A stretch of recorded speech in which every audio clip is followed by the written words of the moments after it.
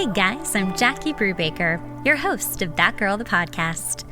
I'm an author, performer, 2-time Emmy Award winner, human relationship specialist, and founder of the wellness website loveyouevenmore.com. Each week, I bring on inspiring people and experts in their field to have powerful, motivational, and enlightened conversations about relationships, self-development, and how you can live your most authentic life. Follow us for daily updates on myself and the podcast at That Girl the Podcast and at Jackie Brubaker on Instagram, YouTube, Facebook, and our Patreon page. While you're at it, make sure to check out my new wellness website, loveyouevenmore.com. If you're wanting to dig into developing more self-worth, be healthier about relationships, and learn how to date smarter, go to loveyouevenmore.com and follow us on Instagram at loveyouevenmore. Welcome, Jenn Szpigiel from Becoming Iconic. Look at all those words I just got out. There's even more words. She is the founder of Becoming Iconic. She is a life and money coach. Okay, I got some of the words. I missed some of them, but he's here. We are going to talk about becoming the new CEO for women and what that looks like. So Jenn, I would like you to introduce yourself a little bit more because I think you could do a much better job than I just did there. I did my very best, but Jenn, please take it over. All right. Thank you. Well, hey, you said the last name correctly. I think that in itself is a whole achievement. Okay. I'll take it. Yeah. It's interesting to be described because I really kind of resist all boxes, which is what we're going to talk about today. But I would consider myself really heavily involved in leadership. And I proclaim that because that affects our life and our business. Mm-hmm. I agree. And that is really what you focus on with your clients and your coaching. So let's just dive in and talk about, because I just asked you, what is this new CEO archetype that's being created in general, but also mainly for women? It's a great subject and one I love talking about because I feel like we all have a sense of it. I feel like we're all like almost touching it, but I don't know if we can all articulate or identify what that is, especially if you're listening in and you're an entrepreneur or even in our families. There is this rise of fempreneurs and a rise of women in general. And it's this new evolution. It's brand new. We've never done this before. Never in history have we had that this many women make income the way we are, supersede the income in our families. So be the breadwinners, also hold motherhood, relationship, and have the availability and the influence that we have. This is really new territory. Yeah. And I feel like it could be very scary and also very empowering depending on where you are in your life. I'm just thinking of so many different facets of that. I feel like, the women of the past, like multiple feminist, journeys are like, yeah. And like, so I want to make sure too that we're not getting confused with because I think there's sort of a toxic positivity, boss babe culture, which can get really out of hand. And we're not really talking about that. We're talking about like an actual boss who is also a babe, who's, trying to handle it all. And by the way, it is not easy to handle it all. It sounds lovely. Instagram portrays it amazingly, but let's really get into the nitty gritty. The first question I want to ask is, how do you know if you are meant to be a female CEO? That's a good question. How do you know? I believe it starts with a hum. I believe in hums. I believe in guidance and I believe in intuition. And as women, when we tap in, this can be our superpower. And this can be where our confidence stems from. I believe a lot of times as women, we wait for the feeling first. Like when I feel more confident, maybe I'll become an entrepreneur. Or when I feel more confident, maybe I'll try this next thing and take a pivot.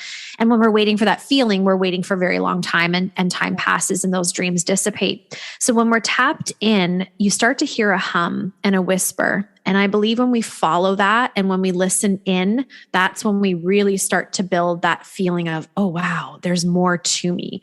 And that becomes really addictive in a good way, that pursuit of ourselves. That's the thing we all share. People will say, I'm trying to find my purpose or my business is my purpose. And I I look at that with compassion, but it's actually, that's not what the purpose is. It's an extension of ourselves. The purpose is really identifying who we are, being very comfortable in who we are, and showing up as that every single day. And that is a feat in itself. Oh yeah, that is absolutely. I mean, just to get to that level, you're like, cool, I accept myself and I'm showing up as myself. Like that alone, like congratulations. Yes. Because it doesn't always feel that steady every day, especially when you are running a business. So if you have gotten to the place where you're like, I want to try starting my own business. And, again, like I just keep thinking of the image of what that looks like. And there's so much excitement when you first start a business. And, like in the very girly aspect of it, you're like, I want to have all my perfect pens and I want to have my desk set up and I want to have all my cute things. And like, now I'm a CEO, haha, and it's really not that, by the way, like that's lovely. And that's so much fun, but like, that is not what it is. So I'm actually going to ask you again, like, how do you know if you were meant to be a CEO? Because there is the real version of it. And then there's also like the fantasy version of it that gets really hard when stuff starts kicking in and you're like, oh, running a business is extremely time consuming and hard. And I don't know if I'm cut out for this. So how do you know if you're actually cut out for that? Yeah. And, I would just say it's like becoming iconic. When I used the word iconic, it was something that really triggered me. So it's interesting that that's what I named my company, but that was that hum and following through on the hum. And CEO could be being an exceptional stay-at-home mom. Mm. I also look at that as becoming iconic. Be an iconic stay-at-home mom, meaning we're in pursuit of ourselves, being a better version of ourselves every single day. But if we want to swing this into business exclusively, what I would say is many of us, we need to just take ownership of the fact that we're very performative. We have, as women, really figured this out well. Mm-hmm. And to a point that I don't even know if we realize it. So we spend our lives performing, and that looks like people pleasing. That looks like putting our best foot forward and sometimes pretending to be happy when we're not. It looks like stifling our dreams and pushing things down because we're moms and we need to put our kids first. It can come in many different ways. But how do you know you're a CEO? It's when you keep pushing it down. It's like a beach ball in the water. You're pushing the beach ball down, but it pops right back up to the surface. It's not going away. And if that is your experience of you're pushing it down and popping back up every single time you try to push it down, there's something for you to honor there. There's a piece of you that feels dishonored. And so this is the new CEO, as she realizes she doesn't have to sacrifice anything in order to achieve this dream, this desire that she wants to play with and see what she can bring to life. That's amazing. And that is exactly what it feels like. It's really, whether it's a business or like you said, I like the idea of just becoming iconic, which is obviously your brand, quite a bit about it. But I like the idea that it's just because you get to be a CEO, it doesn't mean that it's an actual business. It could be a stay-at-home mom. It could be whatever that you're passionate in. Like you are the CEO of that. Yeah. And I do love the beach ball analogy because that is what it feels like when you can't not do something. That is your purpose. That is your calling. You have to do it. Even as crazy as it might sound, like, going into something that feels very competitive or oversaturated or like, why, obviously a lot of people when they're starting have incredible imposter syndrome and it can last for, it can go back and forth. It can come and go and it's all kinds of fun. But, when you're having that imposter syndrome, if you still have the beach ball coming up of like, no, I've really got to do this. Like, it doesn't matter how uncomfortable or how scary or, name the thing, like I will sacrifice for this. And I think that's such a great way of putting it. Yeah. And here's the thing is, are we in fact sacrificing, or are we sacrificing and betraying ourselves by always stifling those dreams that want to pop up? Mm-hmm. Is that the ultimate sacrifice? And the other thing to keep in mind with all of this too is it's leadership. This whole conversation, I can feel it. It's going into this leadership of how we're leading ourselves and leading our lives and how we are walking through our day, how we're greeting our families, greeting ourselves, greeting our relationships. And when we're doing that very well, the world starts to expand and we start to see our capacity and we start to see that there's room for us to grow.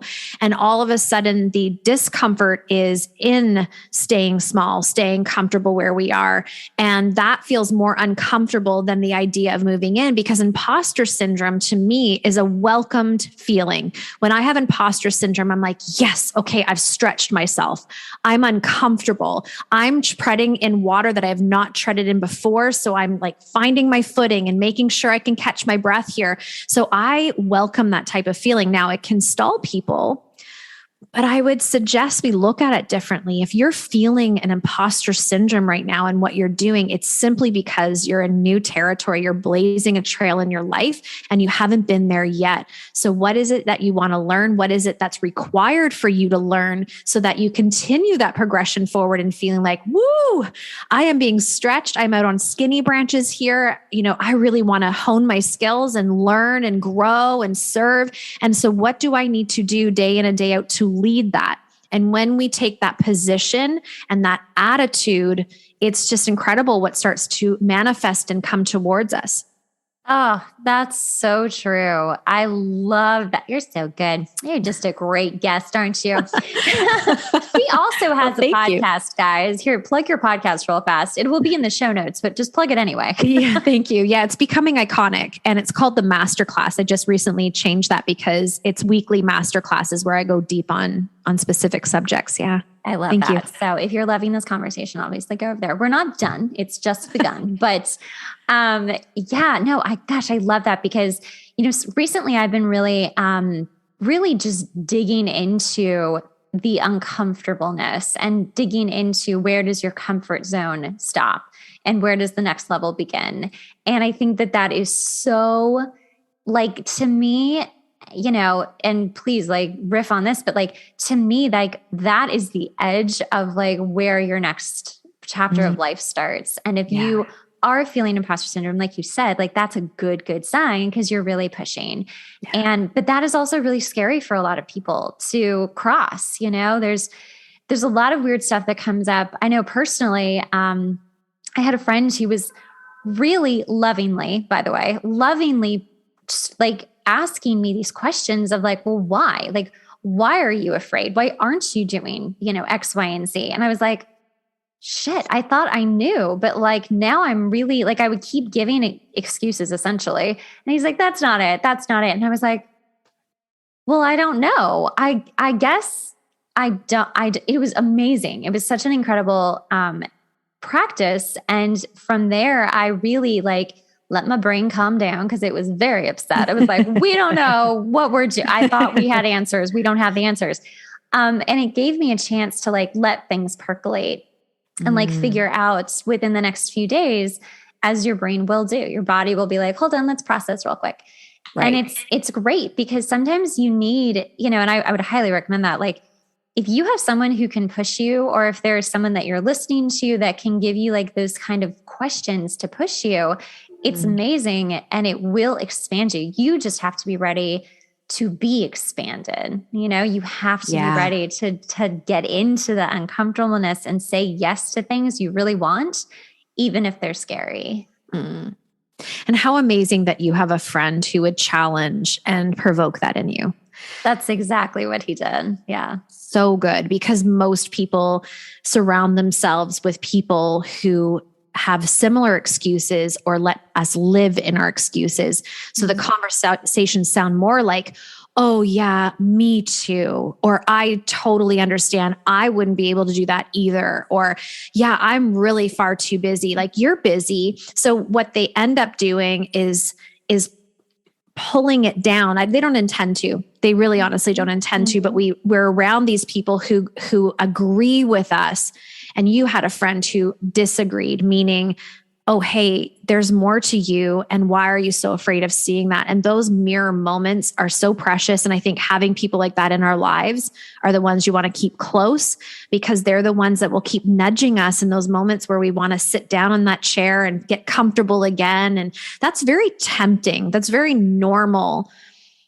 But we all know this. It's so interesting to me. We all know the biggest regret for everybody at the end of their life is all the things they didn't fulfill and do and the potential that they left behind. So if we know that, why aren't we living that every single day? And it's fascinating to me.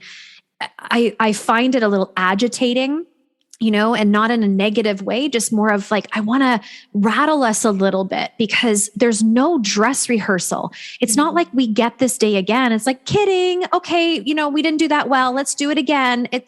That doesn't happen. And so what we do is we get stuck in these loops of life. We get stuck in these stories of life and women, we have never had the opportunities we have today ever. Oh, I know. We're scary. So lucky. Yeah, we are. And it's scary and it's a lot to hold and it stretches us and it makes us feel like imposter syndrome. And we don't have examples before us who are looking back and saying, hey, I learned to do it this way. Try this out. We are the first to blaze this trail. We're the first generation. So with that comes a lot of discomfort, but are you willing to play in the discomfort to see what you're made of? That's just, I guess, the question. Absolutely. And I think men feel it. They do. They're either like, yes, let's do this. Like I'm for it. Or they're like, shit, what am I doing? And a lot of men, I've seen that just be like, ooh, I guess I won't do anything because she's doing everything. I'll just let her do it. And like, you've got to shy away from that too, especially if your partner is showing those kind of, behaviors. Don't stop. Don't, like you were saying, you have a lot of people who are saying yes to you or agreeing with you. And you are both like together pulling each other down and anchoring in not a good way. That's not good. And it's so funny because the friend who did provoke me was like, do you have a lot of yes people around you? And I was like, apparently I do. I didn't think so, but it's true. And that's why they always say like, surround yourself with people who are doing better than you. Because you want to rise up. You want to just keep evolving. And if you don't, then that's a whole other topic, but we're not going to get into that. Yeah. People will calibrate to you. And if I think of the dinner table I want to sit around, it's the dinner table where I almost feel like, oh shoot, I think somebody invited me by mistake because this is stretching me. This is growing me. I don't even know what they're talking about. That feeling of like almost being, I guess, that imposter. There's that word again coming in where you're thinking, oh, how did I get to this table? Those are the tables I want to sit at because that's where you learn and grow and you start to see, oh, wait, there's a different way of looking at this. And what if I were to try something like this? And that's the playfulness of life that really creates beautiful business, beautiful relationships, beautiful families, beautiful memories. It's coming back to a playful state and attaching that also to productivity. And that's really what that new CEO does is she is willing to be in her feminine and to, relax into things and see beauty and play and receive. But she's also really revved to be in her masculine and produce and, have great work ethic and get things done. She takes joy in that. And when you marry those two things together, there's no longer this constant concern of hustle culture or the concern of nobody's coming forward because I'm sitting into my feminine way too often. It's instead this like beautiful marriage. And that's actually how I live my life and what I teach everybody that I work with. It's the biggest takeaway because they do not need to be in this tug of war conflict. The duality comes together and that's the sweet spot. Yes. Oh my gosh. I feel that so deeply. I mean, I've had multiple businesses my entire adult life. And you're right. There's such a beauty of being in that flow and being receptive to new people and people who are above you, who are teaching you and bringing you into that. And just saying, yes, my God, I've had so many beautiful things happen because I just was like, yeah, sure. Let's try it. Okay. Okay. And like working really hard. I'm so glad you brought up, hustle culture because I'm not a big fan of it. Hustling is important, right? We are hustling when we are doing our business. That's happening. But it's not this overworked burnout. Let me show you. Again, I always use social media because I feel like we all live our lives there and we're all watching, it's like, where do I need to fit in and how high do I need to aim? But, it's not about the burnout. Like, that's not going to keep your business afloat. It's going to drag it down. It's going to destroy it. And you're going to end up, with physical ailments. So it's not good. Let's talk more about hustle culture and like, what are your feelings? Well, I grew my first business in hustle culture, and it's all I knew. It's the only way I knew how to do things. And what I can tell you, the strongest feeling that comes through, which I believe is just the side effect of burnout, is resentment. And if we are going to spend our precious time and life building something, why would we want to build it to a place that we finally get to reap the rewards and we are so full of resentment of the sacrifice we had and chose to have as a result of building it? And that was my experience. I looked back, and I talk about this often, and it's not flattering, but it is worth sharing so that people can learn lessons. I look back at my two older children who came home, and I would say 90% of the time they walked in the door to me on the phone going, "Shh, I'm on the phone." I never greeted my children. And if I did, it was a half-ass greet. And I felt like if I was not working, that somehow my business would fall apart, that I would miss an opportunity, that if I wasn't working, that, that wasn't really being a great leader. I was a slave to hustle culture, and it worked. This is the interesting contradiction, is it worked. I grew a big business, but with what sacrifice? And that's what hustle culture, I believe, is what we're all rejecting now. Oh, yeah. We don't want to do anything sacrificially. And I believe there's some of us, not all of us yet, but some of us who have figured out you don't have to do that. So the whole idea of give up to go up, fake it till you make it. The more hours you work, the more successful you'll be. It's just do more to have more. There's little truths in all of those things, but I flip them now. Like the fake it till you make it. Well, that's persona. That's a performative persona, which we just spoke about. We don't want to live that way. So what if we faith it until we make it? Meaning, what if we just had faith in what we're doing and have faith that this is going to work out and have faith that our life is going to be fulfilled and beautiful and full of joy? What if that was our approach versus faking? And I believe if we faithed it, that's how we manifest faster, because there is no contradiction. There's no confusion out there in the universe. It's like she believes this and she's moving towards that every day. Same with you got to give up to go up. No, you don't. No, you don't. There may be some exchanges. So exchanges for me are, I don't Netflix and binge. Like I just don't do those things. Do I watch a show once in a while? Yeah. But that's not how I choose to spend my time. I choose to spend my time working with my family or nourishing myself. Those are the priorities. And so most of the time at night when people are watching TV, I'm reading a book or I'm having a deep conversation with my husband, or I'm spending extra time tucking my kids in and sniffing them for a little longer. And it's not this like complete the day to sit on the couch to watch the Netflix. So again, it's not giving up to go up. It's what do you want to exchange? What is worth your time? And when you start making those conscientious decisions, everything starts to click. That's so true. I love that. That sounds like a beautiful day, actually. Like a very productive, fulfilling, at the end of the day, you're like, I checked the boxes. And that's really the balance that people are looking for. It's the truly like, what do I need? And I agree. Like, don't get me wrong. I love TV and movies. I do. But yeah, it's disgusting when you're spending hours just binging something, unless you were like, that's what I want to do today, like unless that's a conscious choice. And it's a fun thing. It's like almost like this is what we're doing. It's an activity. But yeah, every night, I mean, it's just Americans especially have such a stigma, or, the world sees us as like, couch potatoes, and we're just like going to eat a bunch of crap and like watch a bunch of TV. And that's not necessarily wrong. But that isn't a great way to spend your life, especially if you are working so hard in your business and doing what you want. I love the way that you balance that. That's beautiful. Thank you. I just got out of teaching on that, actually, one of my programs, about how to actually create a life of freedom. Because entrepreneurs, we get into it and it's like, we're going to go to the beach.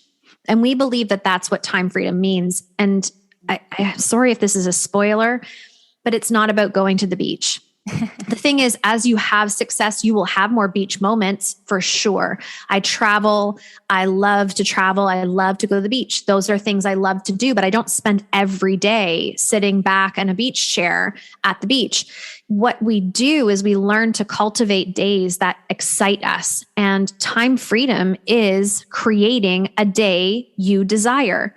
So it's not that you don't work. It's just you get to choose when you want to work. You're choosing when your family's important. You're choosing your priorities. So we somehow along the way got a misunderstanding around time freedom as though that meant we did nothing but relax. That's actually not a fulfilling life.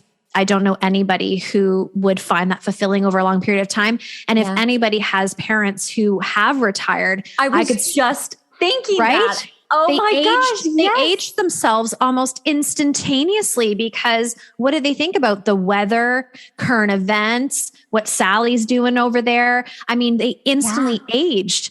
I don't know about you, but that wasn't necessarily a big like, wow, vision for me. I can't wait to have that.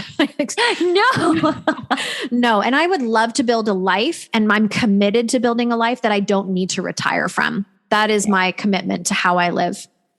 I can't even, all my parents are retired, and I'm so glad you brought that up, because that is a very real thing that happens. And whether you're closer or not close to it, I never want to stop working. And whatever that looks like in my world, like it just, that's what drives me. That's what makes me truly happy, and there are other things that make me happy too, which I'm sure I'll be doing in retirement, but like, I just couldn't imagine not working. And you're right. I mean, and I've watched it happen with older people where they're just like, well, what's my purpose? What am I supposed to do? Like, I don't know. I watch a lot of TV now, and it's awful.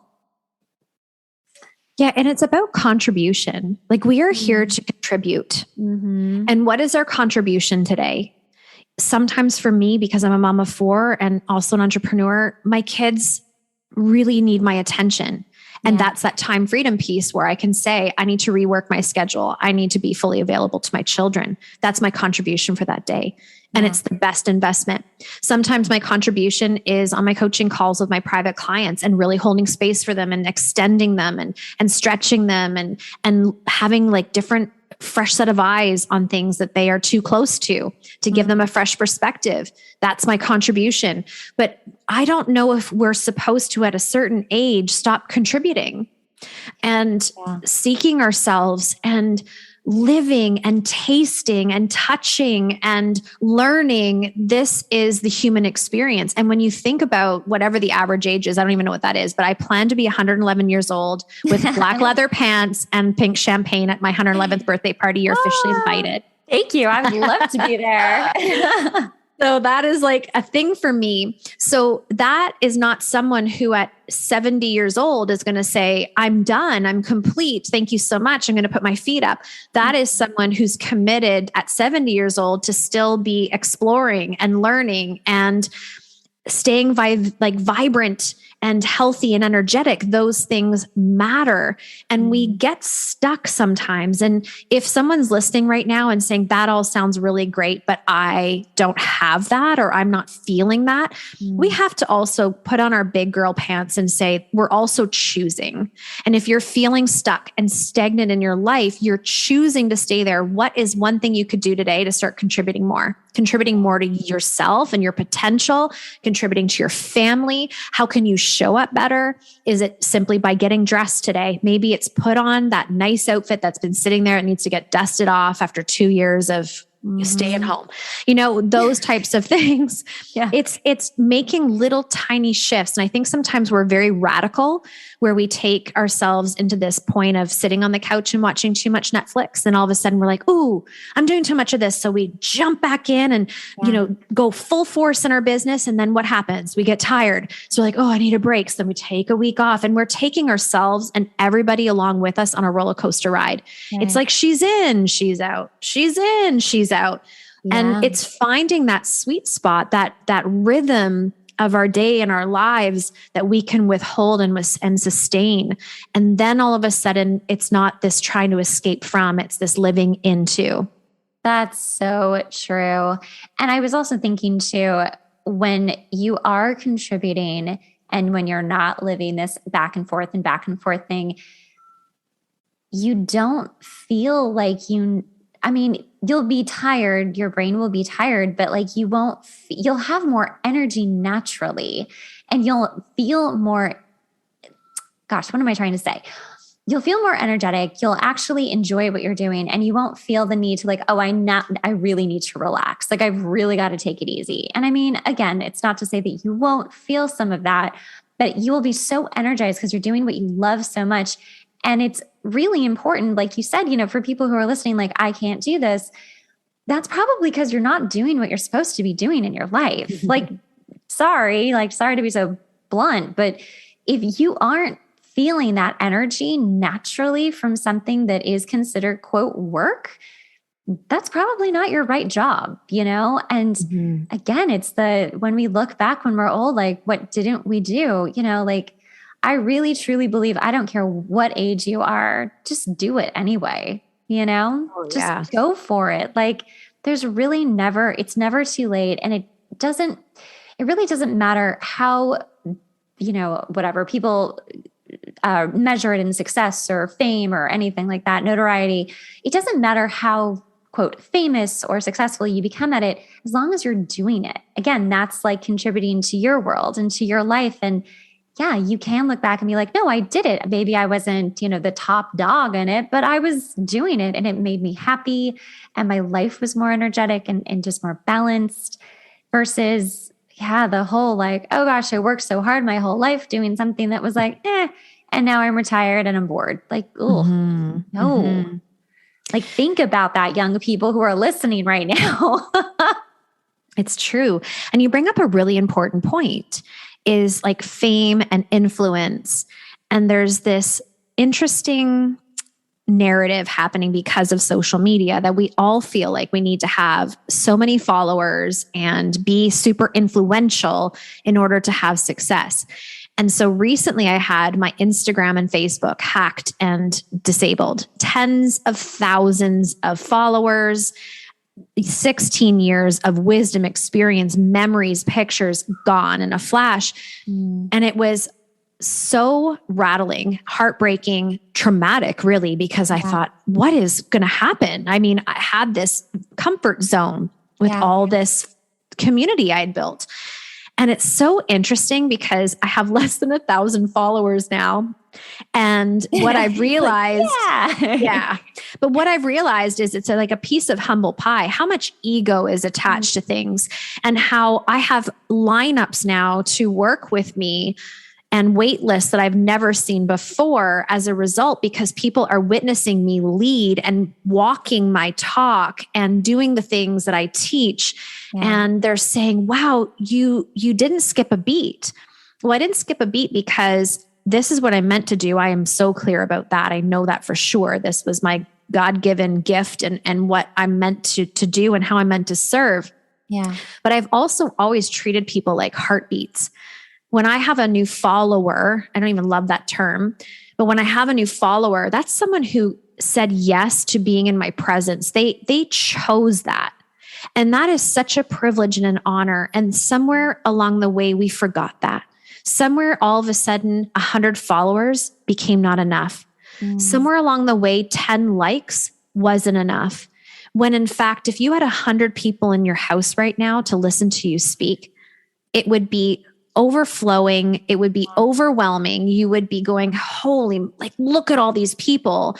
But we've lost a bit of that perspective.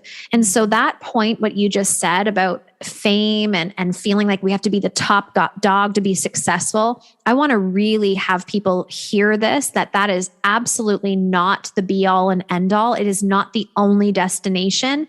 And when you start treating people who are in your presence with so much compassion and love and service, your business will grow, your life will grow, and it won't be so much effort because you've decided, I'm going to serve and I have this thing I can teach or this message that needs to be heard. Mm-hmm. And if that's always on your heart and how you move through your day, people start to feel that and they start to come. Ugh. With that, I'm just going to end because that is a beautiful place to end. Wow, that's so true. It's so true. It's the authenticity of your heart really showing through and not trying to be anything else, just literally living your truth and letting people see it and being vulnerable. And yeah, you're right. Like that's why people flock to you and why they want to be near you or follow you, as you know, we do on social media. I love that so much. And I do feel that there has been a big shift with social media for about a year or two now, where it's really kind of, I think we all burned out with the fakeness of it. And I think we're all like, yeah, I just don't want to feel bad about myself anymore. I want to follow people who make me feel good. So you guys, please go follow Jenn. Tell people where they can find you. Thank you so much. You can find me on all social platforms at Becoming Iconic. So that's easy. And the website's becomingiconic.co, so .co. And the podcast is my heart and passion. So if they want to come hang out there, that would be beautiful. And it's Becoming Iconic, the masterclass, and that's on all platforms as well.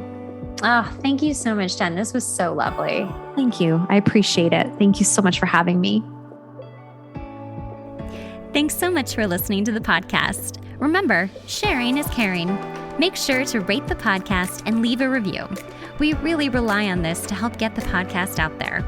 Also, make sure to watch the video version on YouTube at That Girl the Podcast.